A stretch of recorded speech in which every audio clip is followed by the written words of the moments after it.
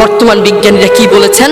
বর্তমান বিজ্ঞানীরা বলেন একজন সুস্থ মানুষকে, একজন জীবন্ত মানুষের হাত পা ধরে ভেঙে দিলে একজন জীবন্ত মানুষ যতটুকু কষ্ট পায়, একজন মা তার চেয়েও বেশি কষ্ট পায় তার সন্তানকে জন্ম দেওয়ার সময়। আল্লাহু আকবার।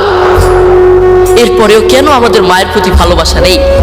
কেন আমাদের মায়ের প্রতি ভালোবাসা নেই? একদিন আব্দুল্লাহ ইবনে ওমর রাদিয়াল্লাহু তাআলা আনহু কাবার পাশে দাঁড়িয়েছিলেন। তিনি দেখলেন একজন যুবক তার মাকে কাঁধে করে করে তাওয়াফ করাচ্ছে। আব্দুল্লাহ ইবনে ওমর রাদিয়াল্লাহু তাআলা আনহু তার দিকে তাকিয়ে থাকলেন।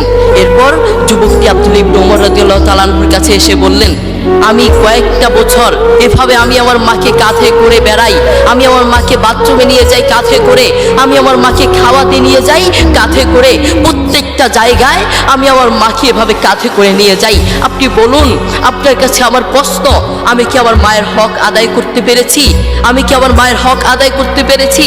আব্দুল্লাহ ইবনে ওমর রাদিয়াল্লাহু তাআলা আনহু কি বললেন জানেন? তোমার মা তোমাকে জন্ম দেওয়ার সময় কয়েক হাজার কষ্টের নিঃশ্বাস ছেড়েছে।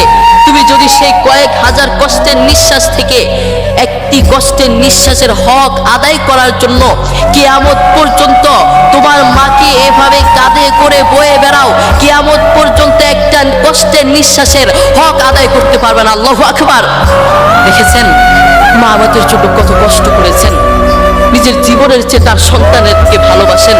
অন্য কারো দিকে না তাকালেও নিজের সন্তানের দিকে তাকান। তবুও বহু কুলাঙ্গার সন্তান তার মাকে ঘর থেকে বের করে দেয়, বহু কুলাঙ্গার সন্তান তার মায়ের উপর আঘাত করে থাকে। আরে আমি তো আমার পক্ষ থেকে বলতে চাই, যারা তার মাকে ঘর থেকে বের করে, যে অযোগ্য সন্তান, যেই নাফরমান সন্তান, যেই কুলাঙ্গার সন্তান তার মাকে ঘর থেকে বের করে, ওটা সন্তান হতে পারে না। আসমানের নিচে জমিনের উপরে ওই সন্তানের